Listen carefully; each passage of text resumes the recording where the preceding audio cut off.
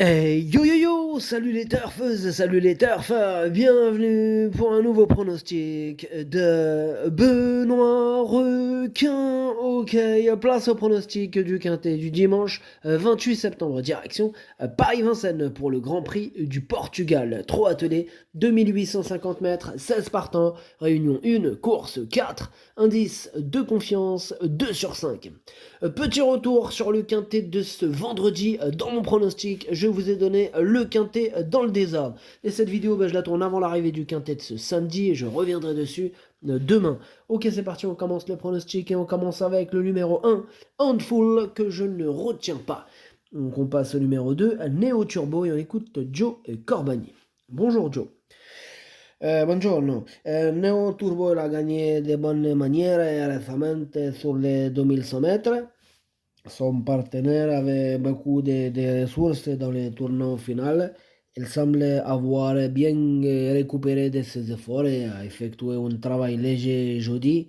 C'est un peu rapproché, mais il n'a rien de bien ensuite. Il ne sera pas dérangé par la longue distance. Il y a fait ses preuves. Il est capable de confirmer. Ok, merci. Joe et Corbani. Eh bien, ce numéro 2, c'est tout simplement lui mon préféré. On passe au numéro 3, Hibiscus de l'atome, que je ne retiens pas. Donc on enchaîne avec le numéro 4, Garst Vader. Et on écoute Steen Obsfelder. Bonjour Steen. Yeah, bonjour. Garstfather, il a dû faire un effort pour venir en tête à Reims. À Reims, elle a faibli pour finir. Elle connaît parfois des problèmes respiratoires et mieux vaut ne pas partir very fast, trop vite. Sorry. Elle avait très bien couru dans le semblable fin août à Vincennes. Elle sera plus à son affaire sur ce tracé de tenue. À l'issue d'un bon parcours, il devrait finir dans le quintet.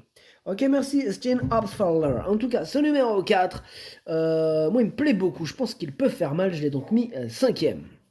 Je vous rappelle que l'indice de confiance, il est 2 sur 5, attention, possible trouble fait à l'arrivée. On enchaîne avec le numéro 5, Hip Hop de Matt Kerr, que je n'ai pas retenu, mais qui est à l'arrière de ma petite liste des possibles troubles faits. On passe au numéro 6, All Black Mass. Ce numéro 6 m'embête beaucoup, celui qui m'embête le plus, c'est lui mon gros regret, c'est lui mon cheval de complément en cas de non partant, attention, possible cassage en vue. On passe au numéro 7, Fighter Simoni, on écoute Madame Maria Tornquist. Fighter Simoni a très bien couru sur les 2100 mètres à l'occasion de son retour en France. Il y a déjà gagné dans les deux spécialités. C'est un cheval complet, sérieux, qui ne sera pas dérangé de revenir sur une distance plus longue. Il est stationné en Normandie depuis sa dernière sortie. Tout se présente bien. J'apprécie beaucoup la drive de Benjamin Rochard qui le retrouve. Il dispose d'une belle chance. Ouais, et je dirais même plus, il dispose d'une première chance. Ce numéro 7 fait partie de mes préférés. Moi, je le vois bien batailler pour les toutes premières places, hein. Je l'ai donc mis deuxième.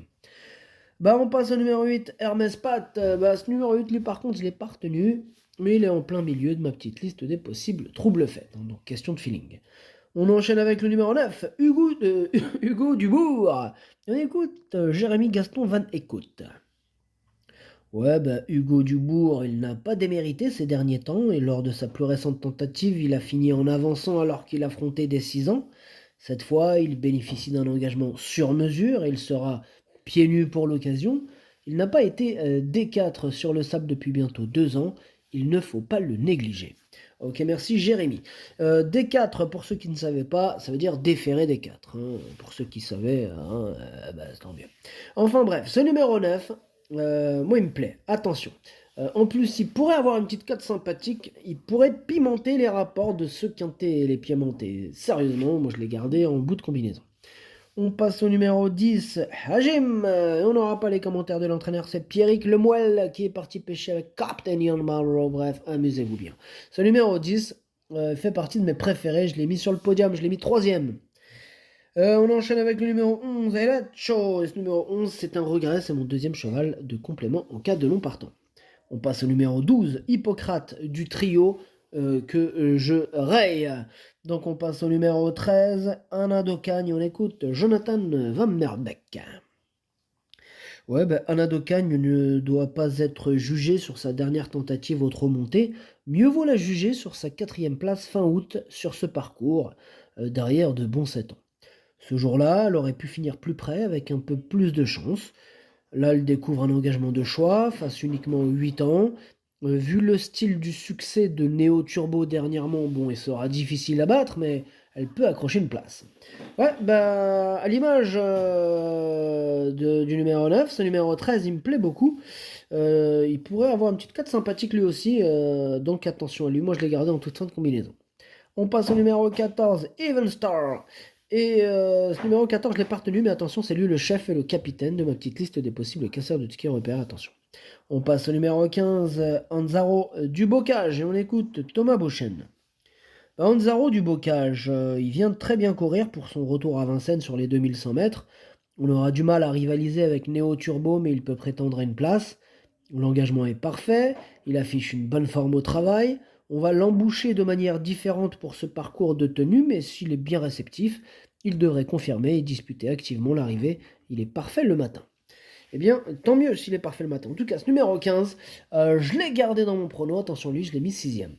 Et on termine avec le numéro 16, Aikido, et on écoute Guillaume Beaufils. Bah, Aikido, il a eu un bon comportement dernièrement sur les 2100 mètres. Il a reculé au début avant de bien finir alors qu'il affrontait des 7 ans et des concurrents étrangers.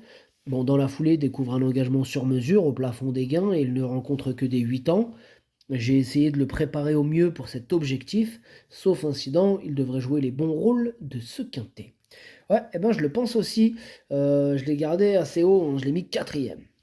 Le pronostic, ça donne 2, 7, 10, 16, 4, 15, 9, 13. Merci d'avoir suivi cette vidéo. N'hésitez pas à mettre un pouce bleu si la vidéo vous a plu.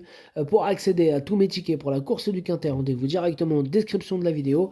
Vous avez aussi le bouton rejoindre qui vous donne accès au pronom 8+2, qui vous donne aussi le cheval capitaine de ma petite liste, donc le chef et le capitaine de ma petite liste des possibles casseurs de tickets repérés. À jouer avec modération. Bonne chance. Chopez-le moi. Ciao.